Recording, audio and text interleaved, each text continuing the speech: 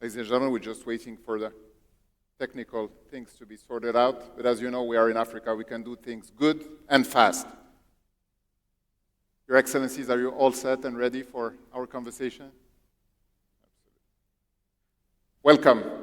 I think they deserve another round of applause for being with us in Marrakesh today. Ladies and gentlemen, the leaders gathered in this conversation share a commonality that goes beyond their titles. They are unifiers, common ground builders, reformers, advocates for change. Each and every one of them has shown a commitment to leveraging the tools of the 21st century, be it in agribusiness, manufacturing, or technology, to redefine the narrative of their nations and, by extension, of our African continent. As we navigate this dialogue, we are inspired by the collective experience and enlightened governance of President Assoumani, Bio, and Suluhu Hassan, and alongside with them, Prime Minister Guirente and Motley. What you bring to the table is invaluable for the people that are here gathered. Your contributions are more than just national pathways, but they are part of this big tapestry of Africa's economic renaissance. So let us forge ahead in this conversation, mindful of the diverse yet converging path of progress that each of these nations represent. May our discussions today reflect the shared vision and common purpose that these leaders exemplify. But before starting this conversation, let us consider the words of one immense African, the illustrious former Secretary General of the United Nations, Kofi Annan. To live is to choose. But to choose well, you must know who you are and what you stand for, where you want to go, and why you want to get there. This is the spirit of the Africa Investment Forum. It is a forum of doers and a little bit a forum of thinkers. So this quote encapsulates the essence of the challenges Africa faces: the necessity of making informed choice in the journey of economic transformation, the importance of self-identity in the global arena, and the clarity of vision required to navigate the path ahead. It is a call for action, for African leaders to lead with intention and purpose, shaping a future that is grounded in the rich heritage and the legacy, and as well the dynamic potential of the continent. Pour ceux d'entre nous qui sont réunis aujourd'hui et qui parlent français, s'il s'agit bien d'économie, de transactions, de générer des deals pour le continent, il s'agit également, dans cette plateforme, de représenter le mieux possible cette société du donner et du recevoir, chère au président Senghor, et qui résonne avec l'action inlassable de Sa Majesté le roi Mohammed VI, comme vous avez pu l'entendre dans le message d'ouverture du souverain. Welcome, esteemed panelists, to a conversation that is much about the richness of our shared goals as it is about the uniqueness of our national individual journeys. Let me turn to you first, President Assoumani, et bienvenue au Maroc, où vous êtes quelque part aussi chez vous, puisque c'est un pays que vous connaissez bien. Monsieur le Président, en tant que président en exercice de l'Union africaine, quels sont selon vous les défis principaux pour le continent afin de mieux faire entendre sa voix, de mieux peser sur la scène internationale au niveau de l'intégration des chaînes mondiales de valeur, alors que le monde sort d'un choc massif qui a redessiné toutes ces chaînes de valeur? Comment permettre une meilleure convergence tout en laissant chaque nation exprimer bien entendu son identité et son plein potentiel? Merci beaucoup, Monsieur le modérateur. Sa Majesté le roi Mohammed VI, roi du Royaume de Maroc, et chers frères, Hafidhahullah wa ra'a. Chers collègues, sœurs et frères, chefs d'État et de gouvernement, mon cher frère Adesina, président de la Banque africaine de développement, mesdames et messieurs, les investisseurs et porteurs de projets, mesdames et messieurs, les participants, assalamu alaikum wa rahmatullahi wa barakatuh. Avant tout propos, permettez-moi de remercier et de féliciter le message que Sa Majesté le roi Mohammed VI nous a envoyés dans le cadre de l'ouverture de nos travaux. Je voudrais tout d'abord lui remercier et lui adresser notre vivant remerciement pour l'accueil pratiquement chaleureux et fraternel qui nous a été réservé à notre arrivée dans ce magnifique pays, comme à l'accoutumée, ainsi que pour les attentions dont nous faisons l'objet, ma délégation et moi-même, depuis notre arrivée à cette belle ville de Marrakech. Nous remercions également Sa Majesté ainsi que le gouvernement du Royaume du Maroc pour leur disponibilité à accueillir ces rencontres ici, dans ces charmantes villes de Marrakech. Nous félicitons en outre Sa Majesté pour son leadership et son engagement en faveur de la coopération sud-sud et saluons le Maroc pour son engagement en faveur d'un co-développement fondé sur la coopération intra-africaine et la complémentarité économique. Mais nous saisissons l'occasion de notre présence ici pour renouveler de vive voix à Sa Majesté, au peuple et au gouvernement nos condoléances émues suite au nombre de décès causés par le virus qui a touché la région de Marrakech récemment et saluer leur gestion remarquable de cette catastrophe. Et je félicite enfin Sa Majesté pour son leadership mondial et surtout africain, et notamment dans la promotion du sport international, et notamment l'organisation par le Maroc du Mondial 2030 et la CAN en 2025. Pour revenir à votre question, monsieur le modérateur, permettez-moi de souligner que cette rencontre historique entre les décideurs publics et privés, les multinationales, ainsi que les investisseurs impliqués dans le développement économique et social du continent, est une occasion unique pour les investisseurs du monde entier de découvrir les opportunités d'investissement en Afrique et pour les promoteurs des projets de disposer des financements pour leurs activités.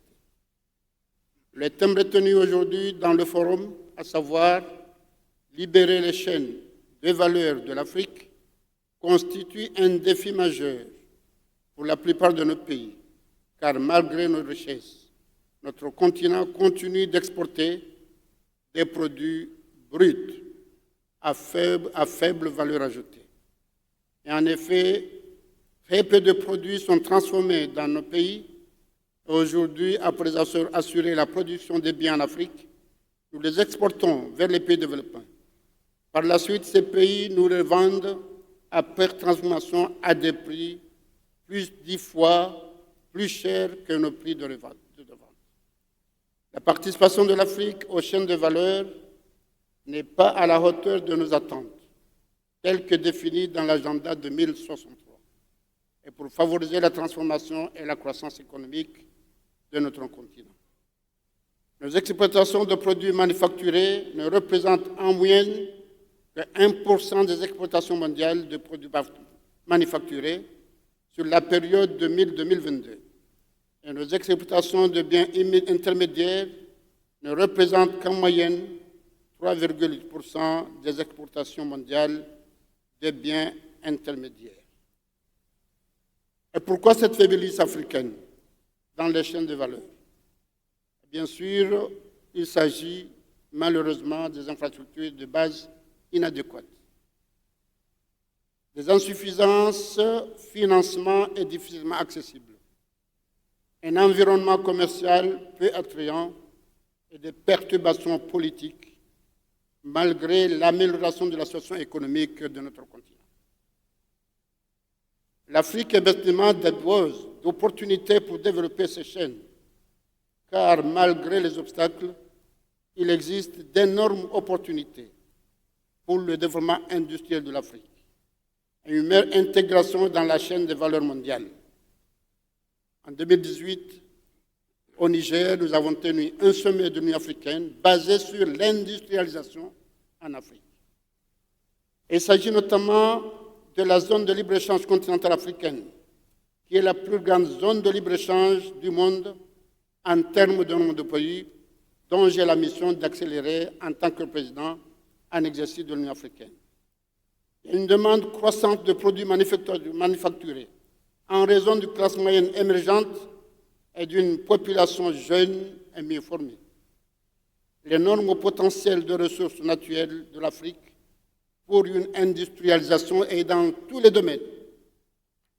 L'énorme potentiel dans l'agriculture, bien sûr, dans l'agro-industrie, d'énormes opportunités d'investissement dans le secteur des énergies renouvelables et de la santé, un marché automobile africain en pleine croissance, une Afrique plus intégrée économiquement et l'expansion des secteurs émergents tels que l'industrie verte et les services numériques.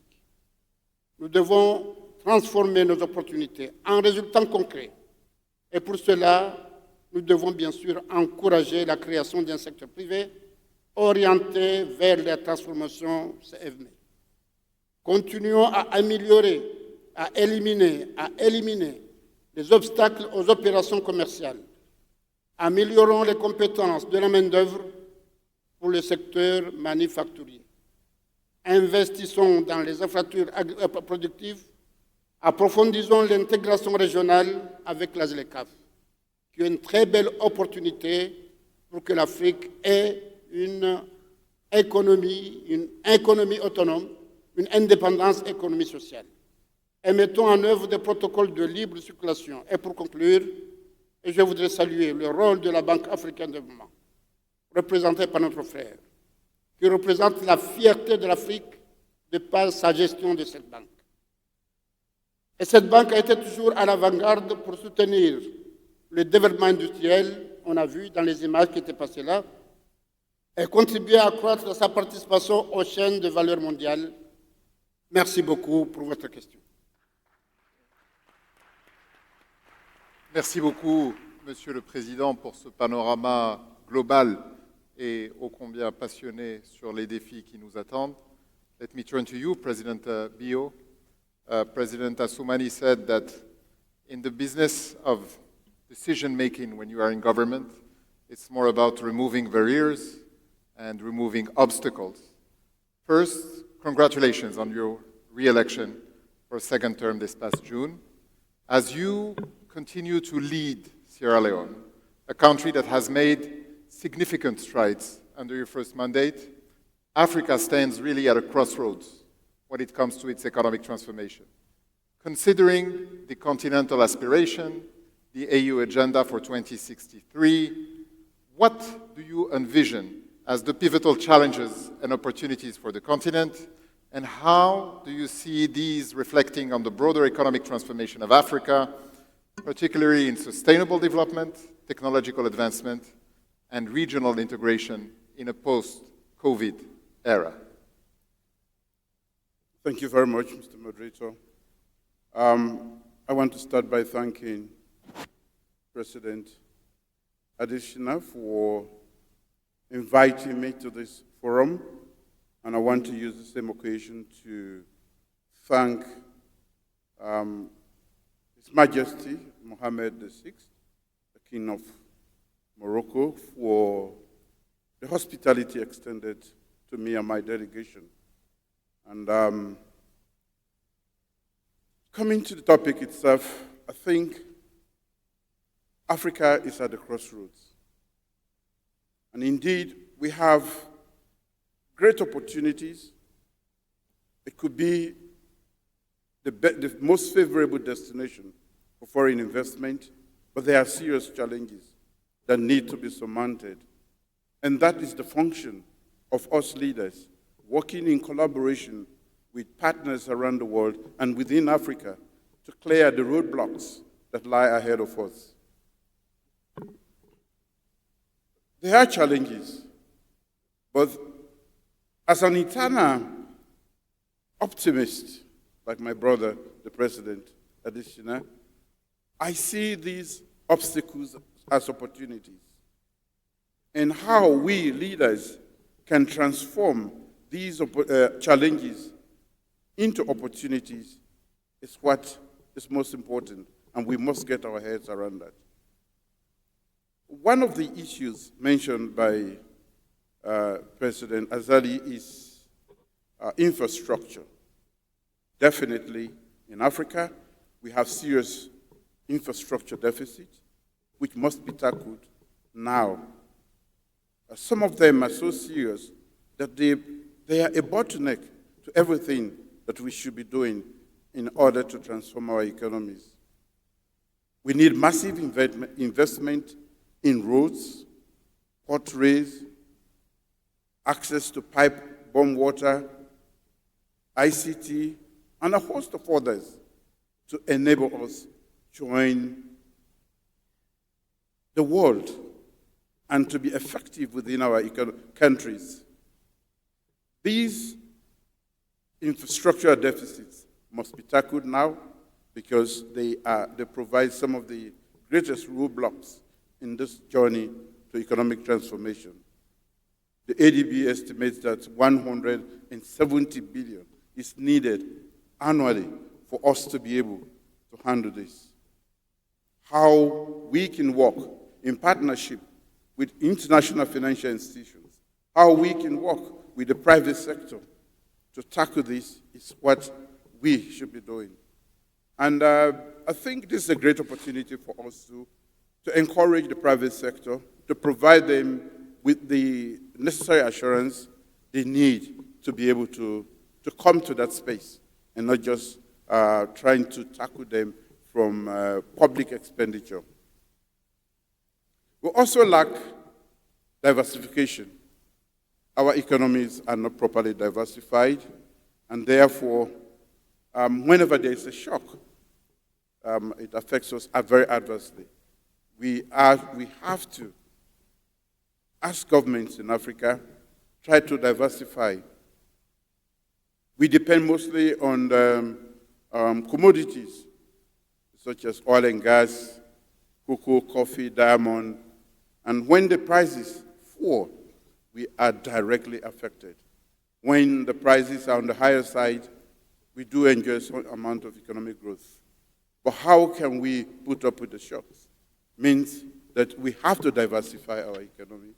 And in addition to diversifying our economy, we also have to try to do value addition on our continent. We notice that a lot of our young people are going across the Atlantic and die in the process. That is because we send all our raw commodities across the Atlantic, and they are chasing those, the job opportunities that those should be provided in Africa is what is being provided elsewhere. And that is what our children are chasing. The revenue that should be provided to make it possible for us to fulfill the social pledges we make is what those kids are chasing across the Atlantic and the Mediterranean. I believe that we must make every effort to add value to the products that we produce. We can also, of course, there is a strong reliance on natural resources. But what diversification we do is to make sure that we shift some attention away from just natural resources and taking them out in that raw form. So making our economy more resilient in terms of like the vulnerability we experienced during COVID-19, I think we should build our health systems so that they can withstand the shocks that are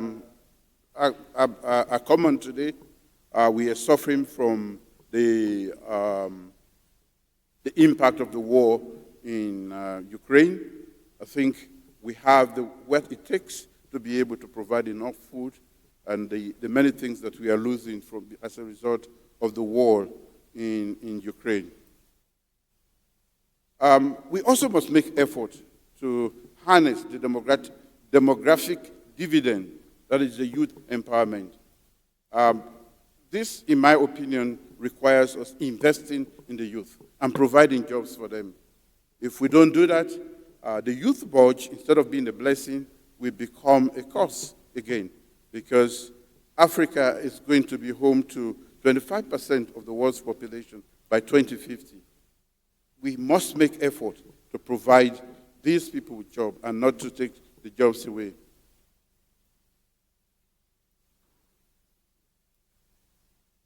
The African Free Trade Area Agreement is another opportunity. And within the sub-regions in Africa, we should be able to free the space for both goods, people, and services. That way, it will enhance economic growth, sustainable economic growth, inclusive too. But we have been doing a lot of talking, but action is needed to actually make sure that the AFCTA is implemented. Within ECOWAS, we are able to free up the space. So it is incumbent upon us as leaders. The other thing is our human capital index is very, very low in Africa. That is because we have not invested quite a lot in our people. I always say and believe that the most important asset for any nation is the human resource of that country.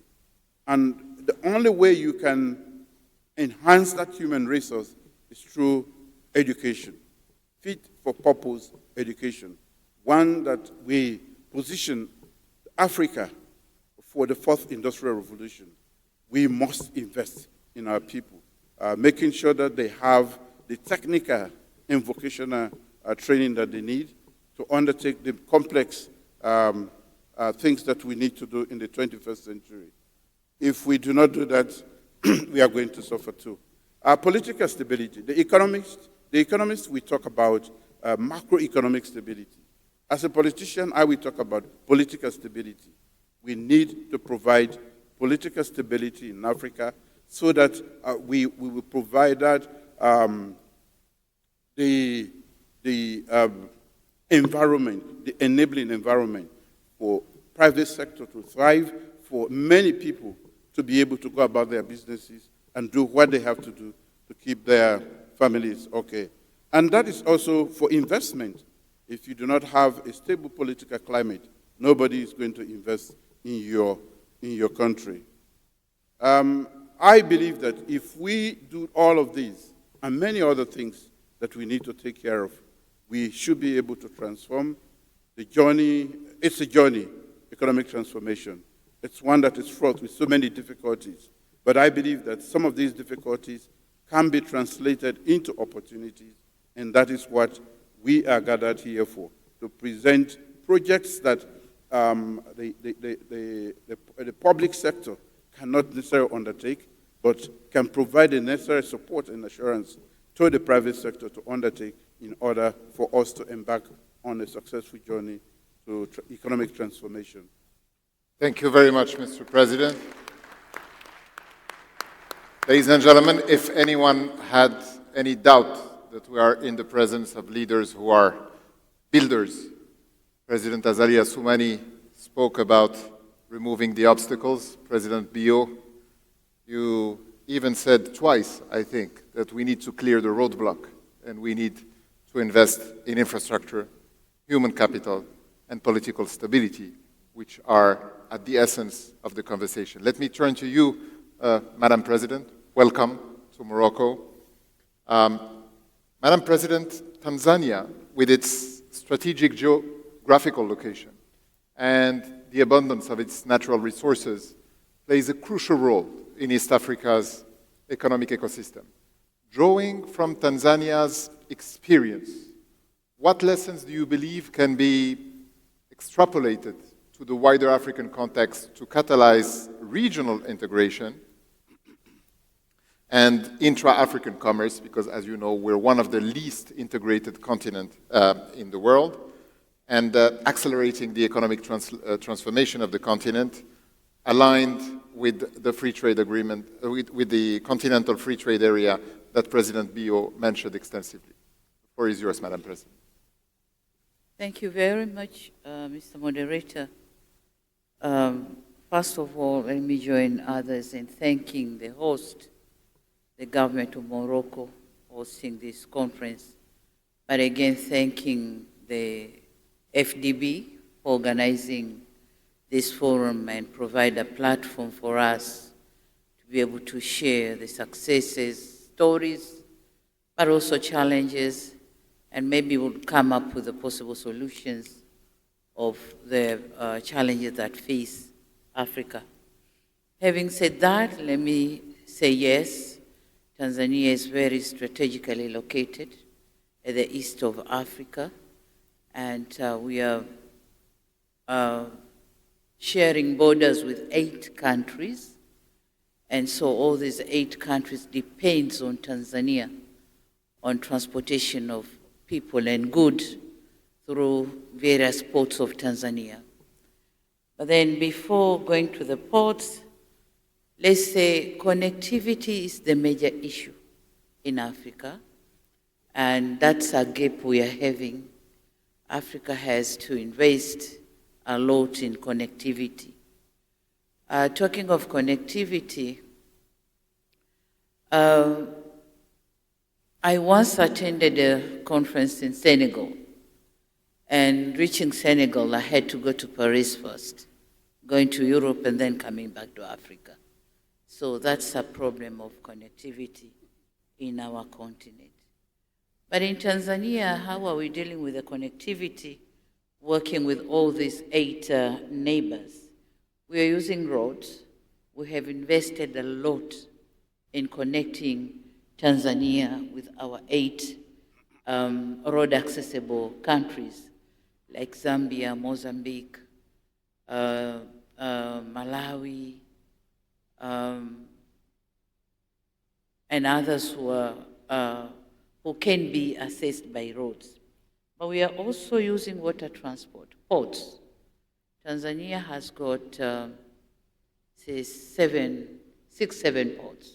We have a port of Dar es Salaam, which is a major one, and a main gate to Eastern and Central and Southern Africa.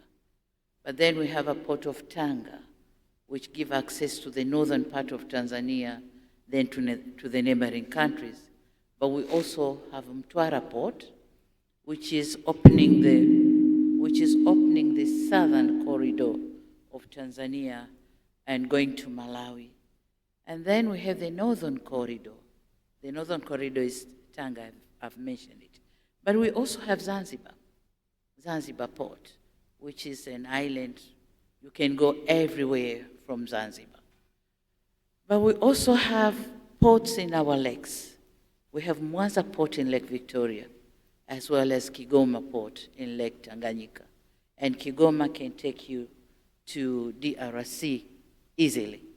So we are working on all these connectivities. We also have railway networks. Again, the ports are connected to the rail networks. So we have the northern railway, we have the central railway, but we also want to establish the northern one. The central railway, this is the upgrading of the Asian railway, and we are now constructing the standard gauge railway, which will connect the port of Dar es Salaam to Burundi, through DRC, then Rwanda, also Uganda. We are going to be connected with this port. We are also connected by air. Air Tanzania is now transporting people and goods to the neighboring countries and even outside Africa. So that's how we are connected. On abundance of resources, yes, Tanzania is very much gifted. We do have critical minerals for technology-intensive industries. The minerals which the world is looking for nowadays. We do have about 5 of them. Tanzania has got nickel, has got cobalt, we have graphite, we have lithium, we have others. So Tanzania is well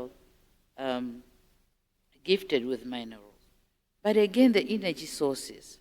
Tanzania is having gas, we have solar, and we have water, hydropower. So energy sources, Tanzania is very much endowed with energy sources.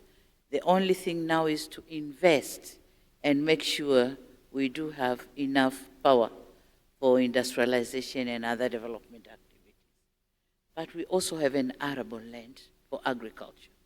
So we are well blessed on the natural resources.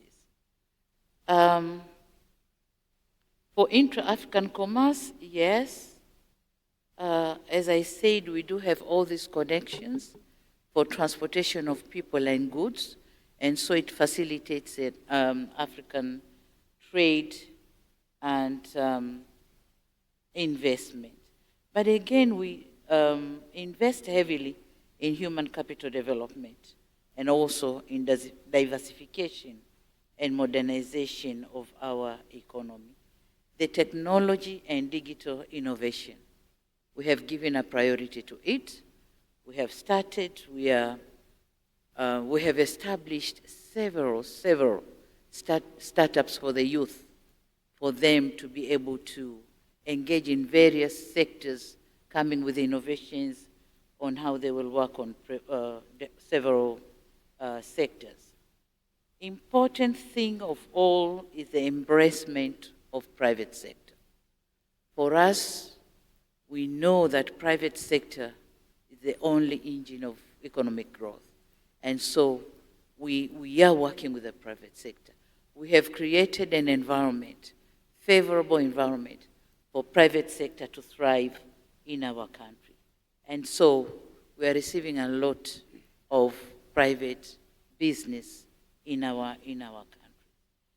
But having said all that, I'm emphasizing on two major areas: investment on infrastructure, on transportation of people and goods, and this is what is going to be discussed today in the boardroom, and I welcome all these participants to be with us and listen to us on what we need to present in the boardroom. Having said all that, important thing for us, and this is a lesson people can learn from Tanzania, is political stability, peace and security of the country. Tanzania is very, very well known on this. And so to make Tanzania continue to be a peaceful and stable country, we have come up with the 4R philosophy. And by 4Rs, we mean reconciliation, resilience, reforms, and rebuilding of our nation. As everybody is aware here that Tanzania is a democratic country, and so we do have about 17 political parties. So election is our way of giving permission to one party to run the country. So after election, we all have to sit together and agree on which way we want to develop our country. So we reconcile. If any wrongs done, we have to reconcile, but then we have to have huge resilience. And again, together we make the reforms and we rebuild our nation. So the major lessons could be two: investing in infrastructure, 3, human capital, and peace and stability of the country. Thank you very much, Your Excellency, Madam President. You mentioned connectivity as being paramount. I must say that as a Moroccan, we have only 2 immediate neighbors and 1 neighbor across the sea. I can only imagine what a daunting task it must be to deal with 8 neighbors. Let me turn to you, Prime Minister Guirente. Your country, Prime Minister, under the leadership of President Kagame, is regarded by many as iconic when it comes to the speed of its rapid structural economic transformation. But yet, Africa, as a continent, although it made a lot of progress, is struggling and is much slower in achieving similar results. What are, in your opinion, the underlying reasons for that? Lack of integration, or lack of shared vision, or both? Thank you. Thank you, moderator. I think you are putting me in a very complicated situation, asking me the reasons. I think everyone knows the reasons. But what I want to say is more about what needs to be done. first of all, we should be happy that we used to discuss what we used to call Africa's potential. Now, I am at least happy that we're discussing actions. A forum like this one, where we discuss investment, is something very important. Discussing investment, what need to be done, because now we know already we know Africa's potential, and we already know our capacity, and we already know our challenges. So I'm very happy that we're not discussing the challenges, we're not discussing the potential, we're discussing actions. But also, as I think I mentioned in a few years ago in the same forum, that as African continent, we know what needs to be done. We should go into action now. And if we don't go into action now, we're losing time. We're wasting our time, so we need to be practical. And what we need to do as African continent is work together, to plan together. And the good thing now is that at least we have a shared vision, Africa 2063. That's something very important, but we need to implement it. And implementing it properly need to have that cohesion, to have that synergy, to work together as a continent. That's very important. The second thing we need to do in a practical way is to de-risk all those risky sectors. We need to work together to de-risk risky sectors in Africa. The president of Tanzania mentioned the connectivity. The connectivity is very important because the connectivity in terms of infrastructure is very key because it facilitates not only the movement of goods, but also the movement of people. We've been talking about South-South cooperation, how African countries can cooperate, can work together. But we cannot work together if there is no movement of people. We need to have, first, skilled people, but we need also to facilitate their movement from a country to another. So we need to go to look for experts in other countries out of Africa, where we have some experts in the same countries and on our continent. But we are not using them, we are not employing them because that movement of people is not there. So the connectivity is very important, facilitating movement of people, planning it together, de-risking those risky sectors, and we know them, including agriculture, to facilitate the youth to enter into that sector. But also we need to speak a same voice as a continent. So, and that has started already when we see what is being called now Global South. You can see that the Global South have the same voice now when we're dealing with these global issues. And that's something very important for us as a continent. So what we need to do is just to plan strategically and plan together as a continent and facilitate investment so that we can plan the way we attract our investors from either from Africa or from out of Africa, but we do that strategically together. I thank you so much. I hope we'll have maybe another opportunity to talk about Rwandan achievement, but as African continent, this is what I want to say. Thank you so much. Thank you very much, Prime Minister. Prime Minister Motley, you outfoxed the system, huh? You outfoxed the system of social media, and you took by storm Twitter, TikTok, Instagram, with your amazing and historical speech at the United Nations on climate change. And you gave to all of us the sense of urgency that action must be taken right now. And you galvanized international attention and highlighted the urgent need for collective action, and particularly within what is called now the Global South. In light of this, and because you have a pretty important African diaspora in the Caribbean, so we have a special bond. And this is why we chose to make you speak the last in this panel, because it took you such a long journey to come here. We want to keep you the longest time possible in Africa with us. But how do you see the collaboration between the Caribbean and Africa? How can we forge together a Global South that speaks up? How can we shape an agenda that accelerates economic development while simultaneously addressing the existential threat of climate change? Could you elaborate on those synergies, Madam Prime Minister?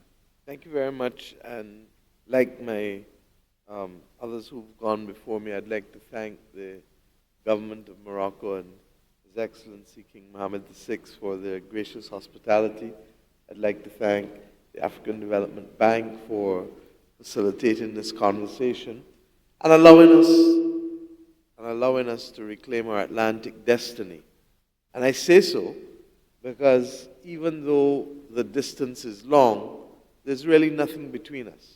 And because there is nothing between us, we are finding more and more that the opportunities for synergies and solidarity are clear.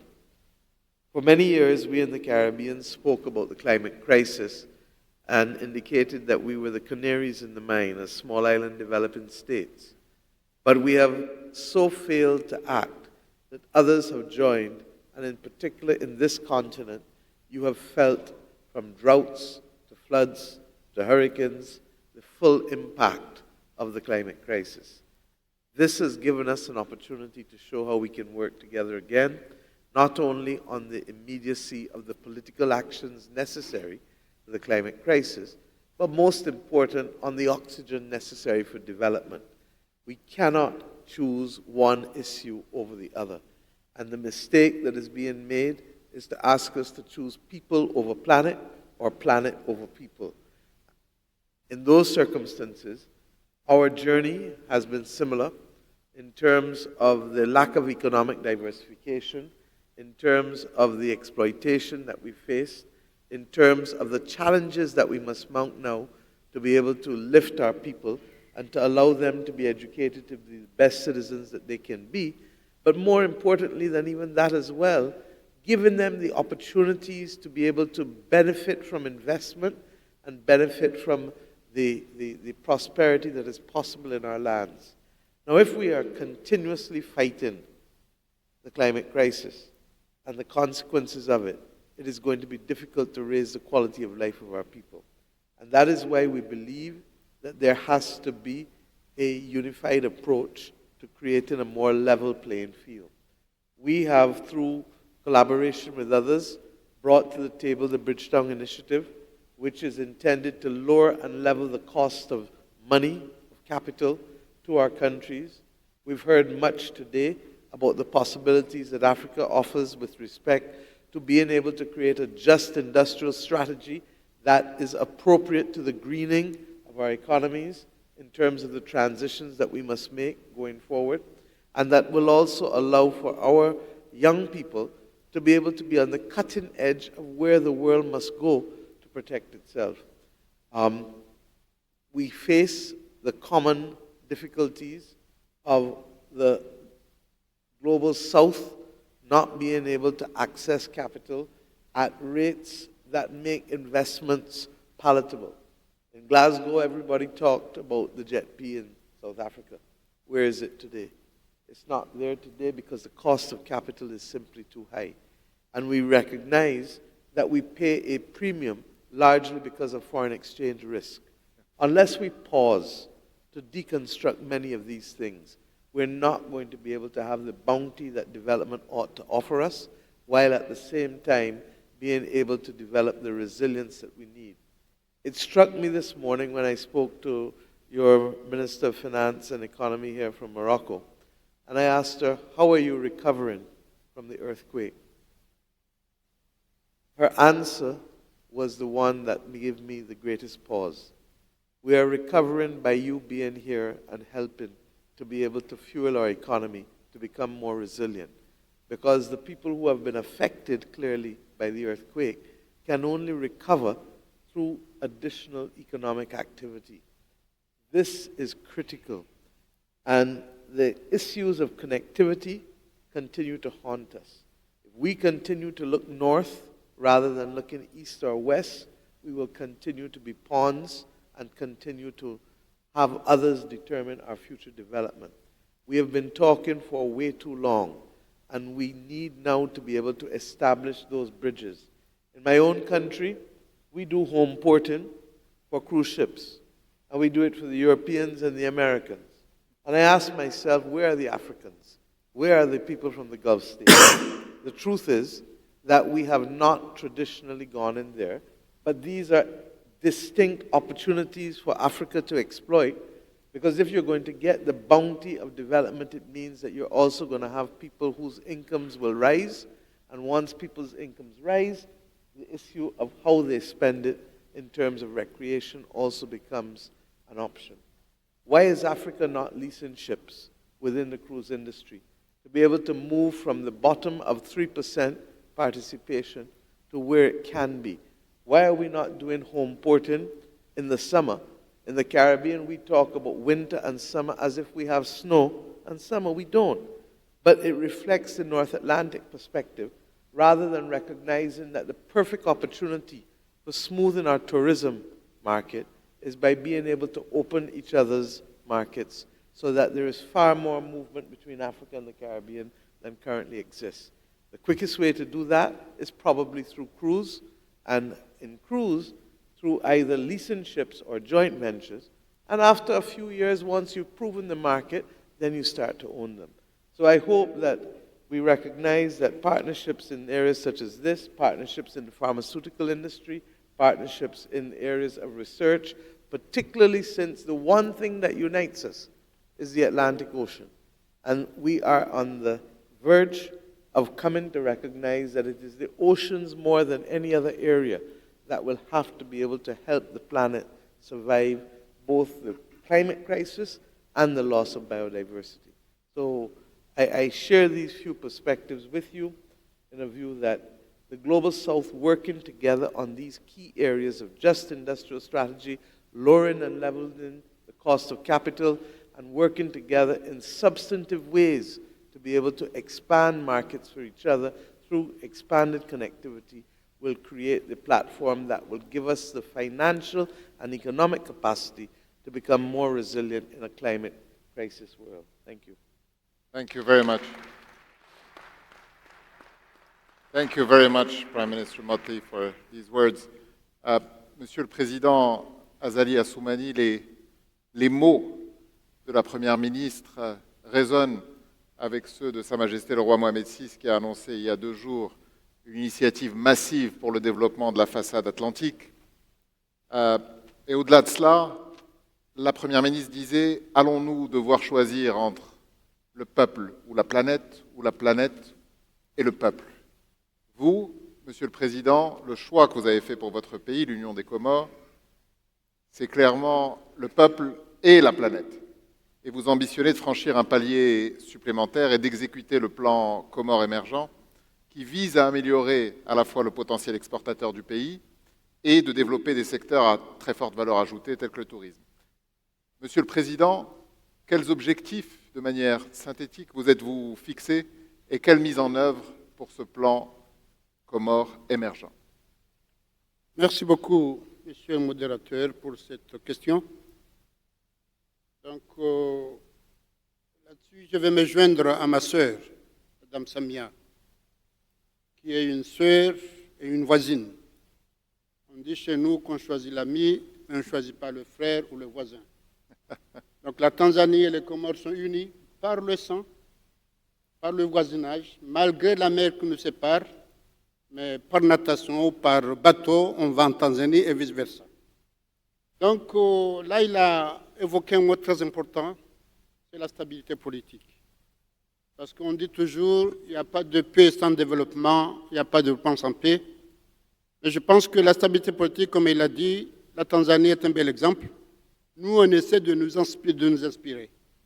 Et vous connaissez tous que nous avons 48 ans d'indépendance. Malheureusement, on a vécu 24 ans de Bob Denard. Tous les 4 ans, un coup d'État. Des chefs d'État assassinés. Mais fort heureusement, depuis 2000, on a pris une tangente qui a exploité, qui a renforcé, à l'exemple de la Tanzanie. Nous avons vécu 5 alternances politiques, constitutionnelles mais pas anticonstitutionnelles, et nous avons retenu le 26 mai comme date d'investiture des présidents. Et les 5 alternances qui sont passées, le 26 mai 2002, j'étais investi, le 26 mai 2006, on a investi un autre président de l'opposition, le 26 mai 2011, on a investi un autre président, le 26 mai 2016, j'étais au chômage, je suis revenu, j'étais investi en 2016. On a fait une investiture aussi le 26 mai 2019 et on pense, Inch'Allah, en faire une le 26 mai 2024 pour montrer qu'on fait du mieux pour une stabilité politique parce qu'effectivement, ce qu'on vit en Afrique, malheureusement, ces changements anticonstitutionnels n'aident pas à la promotion des pays. Donc, de ce côté-là, nous sommes dans cette voie-là et nous pensons que nous sommes dans une même voie. On n'a jamais cette bataille à gagner, on ne gagne jamais la guerre, mais c'est des batailles à gagner. Et aussi, nous remercions tous nos partenaires, bi et multilatéraux, qui nous ont accompagnés. Parce que si on a pu arriver là, c'est parce qu'on a eu un accompagnement qui a fait que le minimum vital des Comoriens a été là. Et c'est pourquoi ils ont accepté d'aller de l'avant. Voilà sur le côté politique. Sur le côté économique, effectivement, quand j'étais élu en 2016, j'ai présenté un plan Comores émergent jusqu'à 2030. Et en 2016, en 2017, 2018, on a eu des assises nationales pour changer la Constitution, donc on n'a pas pu concrétiser. En 2019, il y a eu de nouvelles élections. J'ai démissionné d'un poste, je me suis représenté, j'ai été élu. Et on a relancé cette option de Comores émergents d'ici 2030. Mais comme vous le savez tous, en 2019, Covid est venu, il a tout plombé, mais on a pu contenir une conférence de bailleurs de fonds à Paris, et là on a eu beaucoup d'annonces. Donc on a commencé à faire un séminaire en 2020 pour relancer ce projet, pour y arriver d'ici 2030. Et pour être bref, c'est un projet qui a décliné des projets phares, sociaux, infrastructures. Donc effectivement, nous allons de l'avant, mais pour vous informer, pour vous donner, comme dit madame, nous disposons quand même d'un sol fertile, même s'il est petit, parce que c'est 2000 km², mais quand même, on a une pluviométrie par an de 6 mètres par an. Heureusement, notre sol est poreux, l'eau s'infiltre. Mais s'il n'était pas poreux, les îles auraient été peuplées. Donc, de ce côté-là, nous sommes chanceux, mais surtout, nous disposons de cultures vivrières et cultures de rente. La culture vivrière, c'est pour l'autosuffisance nationale, parce qu'effectivement, pour exporter, il va falloir effectivement compétir avec la Tanzanie, avec le Kenya, avec ces pays-là, mais c'est pour l'autosuffisance alimentaire nationale. Mais nous avons des cultures de rente, effectivement la vanille, l'ilang-lang et le girofle, qu'on exporte malheureusement pour le moment d'une façon brute. Et là, parmi les projets phares, c'est qu'on demande à ce que les investisseurs arrivent en Moroni pour industrialiser, transformer ce produit-là. Nous aurons une valeur ajoutée, un label, mais surtout un emploi pour les jeunes. Comme l'a dit mon frère, nos jeunes qui prennent le risque de prendre la Méditerranée ou toutes les mers du monde pour aller dans des pays et trouver le mieux vivre, si ces industriels arrivent dans nos pays et ils transforment, ces jeunes-là ils vont être tranquilles. Ils vont rester là pour travailler, ils iront ailleurs pour des vacances, ou si jamais il y a un appel à candidature qu'ils postulent, qui vont dans ce pays-là, effectivement, ça se justifie. Mais ces jeunes-là, malheureusement, qui prennent le risque de mourir et aller dans ce pays-là, vivre en clandestin, mais là, ils sont manipulés. Parce qu'ils n'ont aucun droit. Même s'ils travaillent, ils n'ont aucun droit, on va les payer comme on veut, ils n'ont aucun droit. Donc c'est un esclavage qui ne dit pas son nom. Donc je pense que l'industrialisation dans nos pays, effectivement, peut rendre ça, puisqu'on dispose de tous les moyens. Moi, je cite les cultures de rente, mais vous avez dit les minéraux, le gaz, le pétrole. Hein, on dit qu'en Afrique, on a le pourcentage de terre qui n'est pas encore cultivé dans le monde. Si on investit, je crois que là, on peut résoudre ce problème de immigration clandestine avec les morts qui se font, et que nous sommes tous responsables. Hein. On est tous responsables. On ne sait pas qui est coupable, mais on est tous responsables. Donc, on doit prévenir ces choses-là. Donc, deuxième projet, c'est la pêche. Donc, nous avons marqué 2000 km² de terre, mais nous avons 160 000 km² de mer à exploiter. Donc, la pêche, effectivement, jusqu'à l'heure, elle est artisanale. On a besoin des gens pour venir investir. Nous avons trouvé une société américaine qui a accepté de venir investir, mais on en a encore besoin. Donc, ces gens-là, ils sont les bienvenus. Et troisième projet, c'est le tourisme. Ceux qui ont eu la chance de visiter ce pays-là, ils nous ont toujours dit que nous avons des potentialités énormes en matière touristique. Nous avons du sable blanc. Ça n'existe pas partout. Parce qu'on a pris ce sable-là, et maintenant on fabrique le sable. On avait ce sable-là. Donc, de ce côté-là, je pense que les gens qui visitent là-bas, il y a des opportunités. Nous avons la société saoudien égyptien qui a commencé à investir. Nous avons des investissements en matière de tourisme, mais ce n'est pas encore suffisant. Donc, parce qu'on dit que nous avons 50 000 touristes par an, et là, on a la capacité de multiplier par 10 ou même par 100 dans les prochains mois à venir. De ce côté-là, nous vous appelons tous à venir nous aider. Donc, voilà à peu près les 3 projets phares dont nous disposons, sans parler des infrastructures, surtout en énergie. Hein, donc, effectivement, nous avons le soleil, mais on ne peut pas compétir le Maroc. Hein. Là, de ce côté-là, moi, je suis modeste. Hein. Donc, nous avons le photovoltaïque, mais on ne peut pas compter le Maroc. Sinon, le Maroc peut être notre professeur pour nous apprendre, nous accompagner à valoriser. Nous avons aussi la géothermie. De ce côté-là, on a quand même des infrastructures en matière d'énergie, surtout renouvelables, qui font en sorte qu'on puisse lutter contre ce problème de climat, alors que nous, en tant qu'insulaires, on est plus exposés. On est plus exposés parce que non seulement on est insulaire avec les pays frères, les pays voisins, mais entre les 4 îles, on est insulaire.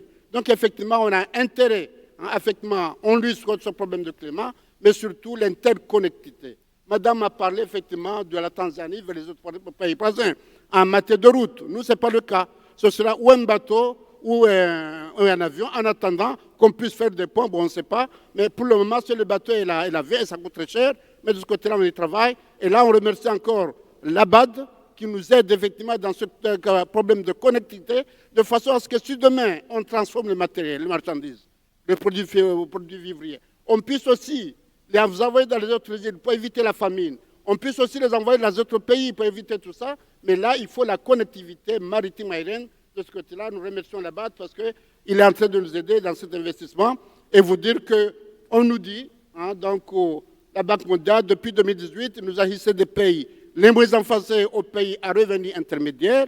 C'est un encouragement. Nous avons signé un FEC avec le FMI, la Banque mondiale, cette année, on y va. Donc tous ces gens-là nous disent qu'on est dans la bonne voie et nous vous demandons surtout vous les investisseurs, venez en Burundi, vous êtes les bienvenus, il y a beaucoup à faire et nous allons vous accompagner. D'ailleurs, nous avons dernièrement à l'Assemblée nationale amélioré le code des investissements pour que ça vous encourage, ça vous donne la tranquillité d'investir aux Comores aussi, jusqu'à l'heure, depuis 20 ans, comme je vous ai dit, à part Bob Denard, on a quand même la paix et la sécurité qui va falloir faire en sorte parce qu'on n'a jamais gagné. Il faut toujours aller dans ce sens-là. Donc, encore une fois, vous êtes bienvenus. Merci, monsieur le modérateur. Merci. Merci, Monsieur le Président, pour ce vibrant plaidoyer en faveur de votre pays et la mise en avant de ses atouts dans cette marche africaine et mondiale. Let me go back to you, President Bio, and I have a question.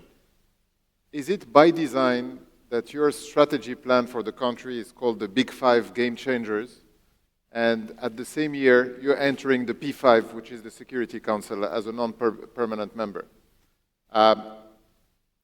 Your country now has a unique platform to influence global governance. And at the same time, your leadership with the C10 initiative underscores Sierra Leone's commitment to advocating for Africa's representation on the Council. How do you bridge the fact that you have this amazing voice now and the Big Five Game Changers focusing on human capital development, food, self-sufficiency, technological and infrastructure expansion, public service revamp, and youth employment with your role in the Security Council to not only advance national interests, but also to reinforce Africa as a whole? Thank you very much again. It really goes back to the United Nations Security Council after nearly 50 years of hiatus. During this time, we've had to go through an 11-year civil war. And I think the bitterness of that war, the lessons learned, and the many things that we did to come out of that war is what we want to share with the rest of the world. Today, we see within nations and among nations or between nations struggles that lead to the death and destruction and disruption of the whole world, because today we live in the global village. One of the lessons that we want to share with the world is that whatever you do, war is not the solution. We fought for 11 years, hacked the limbs of so many people, killed so many people, but we never ended our challenges on the battlefield. It was settled on the table through a negotiated settlement between the government and the rebels. This was after so much destruction. And I believe that that is a very strong lesson that we can share with the world, that dialogue, as benign as it might look, is very powerful. And the more we talk, the more we understand each other's position. And that the dehumanization, the lack of communication that is engendered by war and bitterness will help us to close our gaps and think about the world and what we can do. The fighting and the killing will only divide us further. So we think that there is a lot to share. And as an African nation, definitely we have the big 5 game changers nationally. This is an opportunity to share with the world what this nation has gone through and the efforts we are making to get back to our feet after 11 years of civil war. One of the crudest wars in terms of the savagery, the atrocities that we have committed. Now we are looking at revamping our economy. We are looking at providing jobs for our children. We are looking at revamping even the public service mechanism so that it can deliver fast, because our kids, the young people, are restless. They don't have any patience, and you must have an effective public service system to deliver on the promises that you make and what is needed to keep them going. This is also an opportunity for us to pursue the Pan-Africanism and the African First policy that has been the center of our foreign policy as a nation. We have to showcase this to the global stage during our presence in the Security Council. Africa, with 1.2 billion people, is not properly represented in the Security Council in its present configuration. The Security Council itself was configured that way to cater for the needs over 70 years ago of a few countries. Winners. As you must have watched the debate and the wrangling and bickering, why thousands of people are dying, I think it behoves us all as a world community to see what we can do to change the configuration of the United Nations Security Council. Many are dying, and one nation can stop us intervening to stop the carnage. I think humanity is losing the plot. We all sit helplessly and watch the world. We can't do anything because 1 or 2 nations are at loggerheads. The geopolitical tensions are actually taking place there, being displayed and demonstrated, but we do not have a say in that. So I believe that as the coordinator of the C10, the Committee of 10 African Heads of State, to advocate for the reform of the Security Council, we will be able to use the pressure to make sure that we let them hear our voice. We let them know that there are other people, there are other countries in the world besides the P5. So I will be representing Africa. I'll be representing West Africa, the challenges, the peculiar challenges we have in the Sahel region, the unconstitutional changes that are beginning to cripple our governments again in Africa. These are things that are common to Africa, and we must be able to present them at that level. So I think besides just presenting our national program, which is the Big Five, I should be able to represent Africa in the Security Council and make sure that we advance not only the Big Five game changers, but also the peace and security that we need in the world, because we live in the global village. Whether we like it or not, whatever happens elsewhere is also happening to us in an indirect way. Thank you. Thank you very much, President Bio. President Bio, you're bridging the B5 with the P5 with this very ambitious program. Let me turn to you, Madam President. You have made history as Tanzania's first female president and have since been steering your nation toward inclusive economic growth, with a particular focus on empowering women and youth.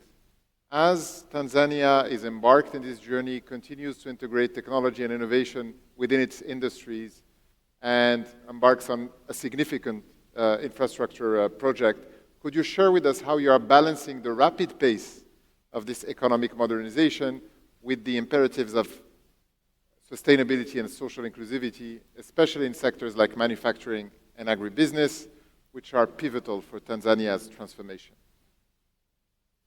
Thank you so much. Yes, I should thank God for giving me this responsibility. And as a woman, as a mother, and a grandmother, I've decided to take some of the issues as my own agenda. First of those issues are the sectors of education and health. Recognizing the role education and health are playing in economic growth, I have decided to intensively work on these two sectors. So on health, major work has been done by the previous phases of the government, but then I've decided to work more on the quality of health which is given to our people. So provision of health centers to the level of, to the village levels, by provision of medicines and drugs, health equipment, treatment equipment, and the manpower to serve the people. That's one point. And on health, I thought to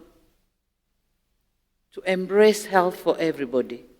And so we engaged in universal health insurance for the whole country. This is what we are working on now. And also issues of nutrition. We thought these are important issues for the betterment and for the growth of our youth in Tanzania. Issues of maternal and infant mortality are as well part of my priority areas. But then on education, Tanzanian government has decided to give free education to everybody. But then, of course, having free education is one thing, but still there were some challenges which makes children of Tanzania to drop out of the formal system of education.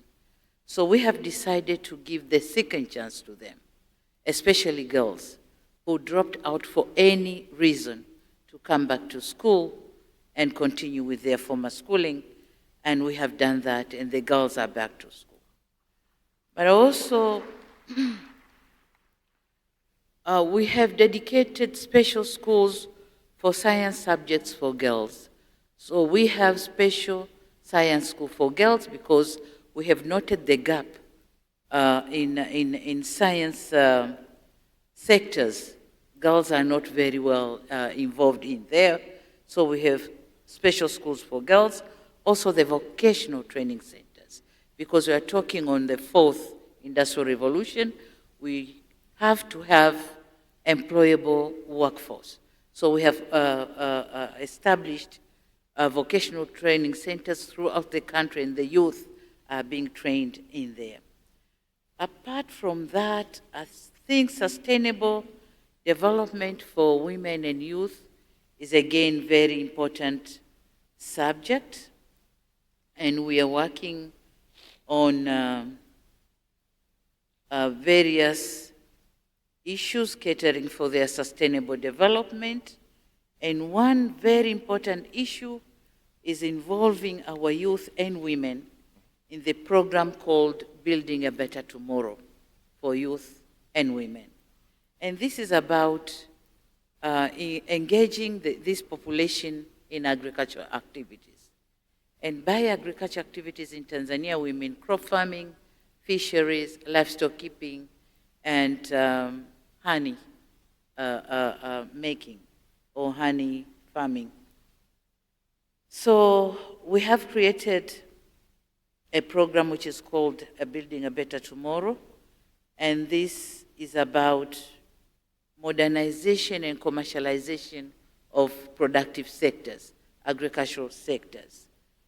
And this includes also heavy investments in mechanization, irrigation, agro-processing, and digital platforms for youth. And the digital platforms is looking on access to agriculture extension services, marketing, also incomes, source of, or calculations and getting incomes for the smallholder farmers. So in here, we are very thankful to the African Development Bank, which is giving a very substantive support in this program. And a lot of our youth are now engaged in this program, and we hope by 2030, agriculture sector is going to have a lot of contribution to our GDP.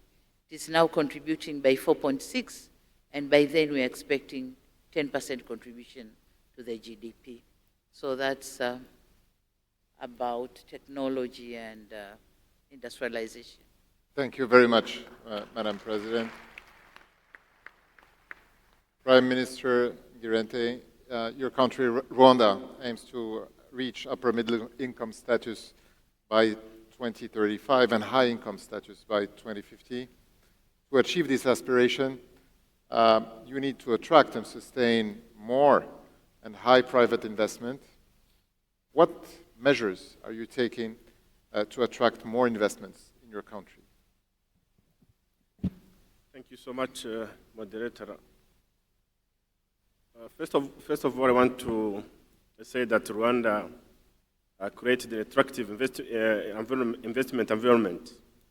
We have had a commitment to economic growth with an average of at least 8% every year since the last 2 decades. And the environment is very safe for investors in Rwanda. Now, responding to your question, we all know that to attract investment, you need to have a very good package of incentives, of course, for those people to come and invest in your country.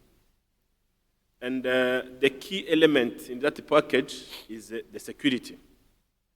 The Rwanda security is a key factor in attracting investment in Rwanda. The country has been working toward creating a safe and a secure environment. When you come to Rwanda, you feel really safe. You feel home.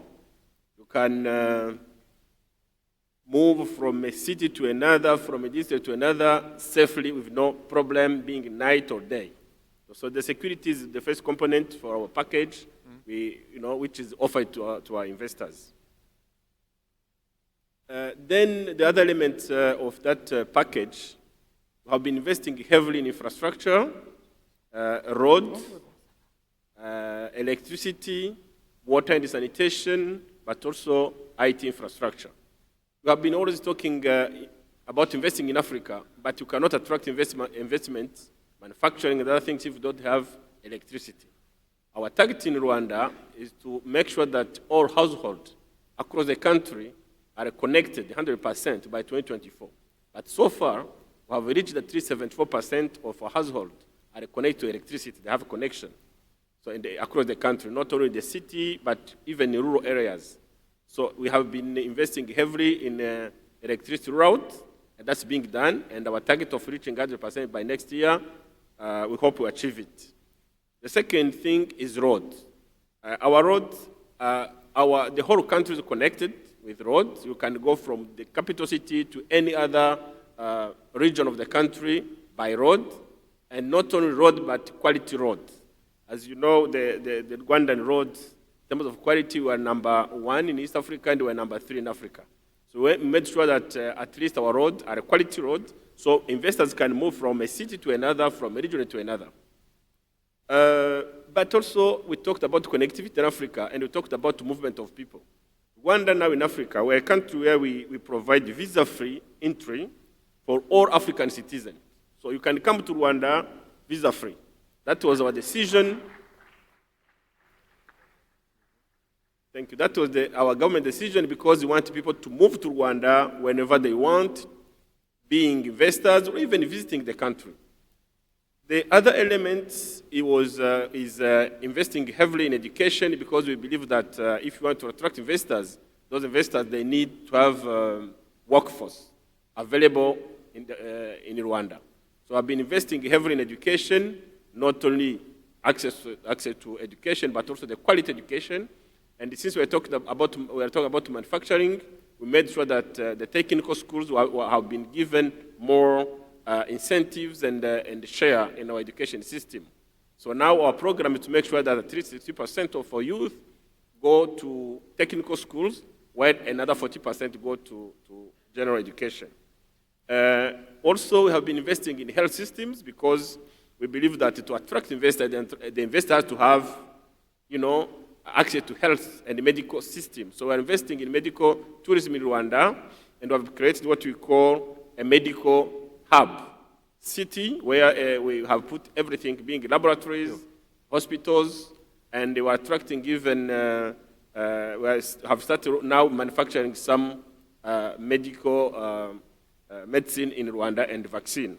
So because we want to make sure that at least the investor who is in Rwanda can have access to quality medical system. Now, in terms of internet, because we want to make sure that at least the connectivity in terms of internet, the communication can be easier for any investor who is in Rwanda, wherever he is, wherever he's being in a city or different region of Rwanda. We've been investing also heavily in internet connectivity, and have now achieved 98% of 4G coverage across the country, and the mobile phone penetration now have reached 84% of our people have access to mobile phone in Rwanda. So those are a list of things we have been doing, we have been working on, and we keep maintaining them, and we keep also investing in other incentives to make sure that at least when you are an investor, you come to Rwanda, you feel home, you feel welcomed, and you have all you need to make sure that your business can be managed well in our country. Thank you so much. Thank you very much, Prime Minister Ngirente. Ladies and gentlemen, being the lowest in the value chain of this panel, I only have one power in my hands, is to start it and to end it.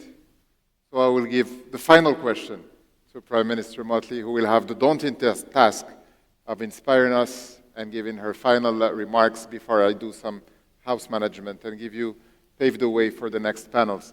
Prime Minister, in leading Barbados, you have been proactive in addressing climate change while also seeking to maintain economic growth and development.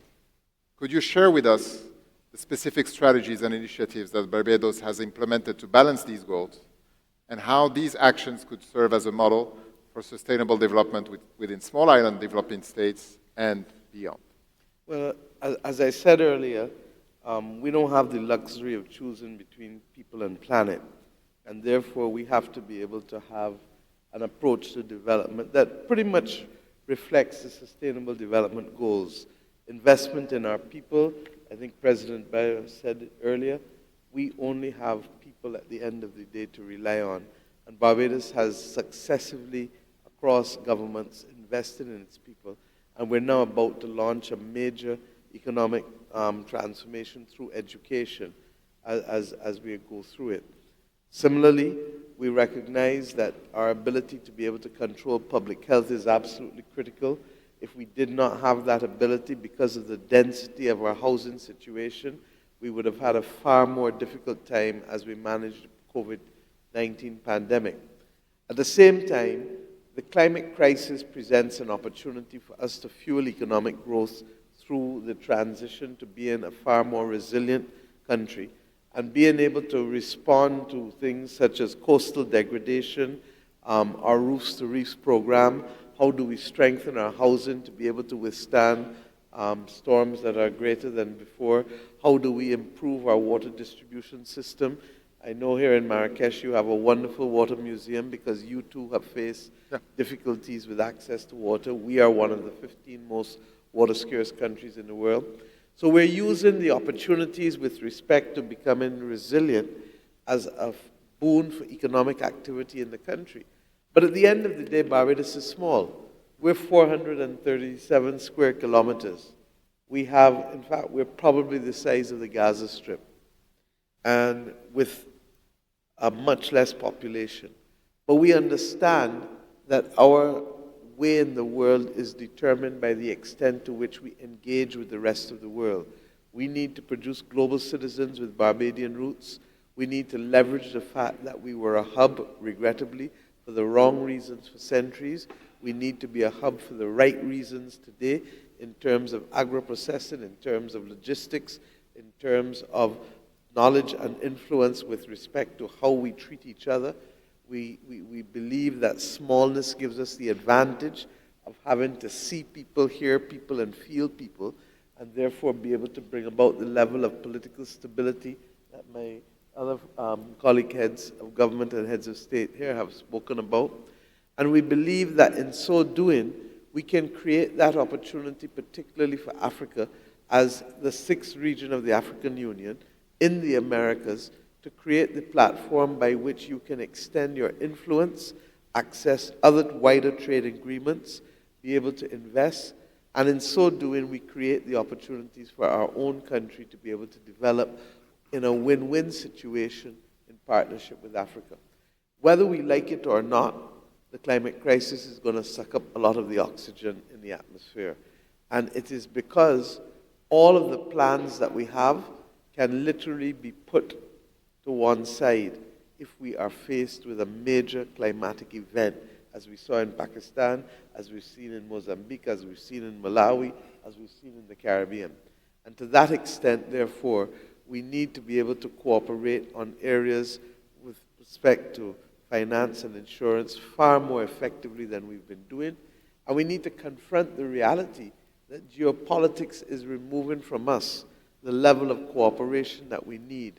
This weekend, we've seen the potential for a loss and damage fund move forward, but as to how we will capitalize it, that remains to be seen, because that requires political will and that requires action on the part of individual states that have not necessarily yet shown the commitment to follow through beyond the commitments given under the cameras and the lights at the various congresses.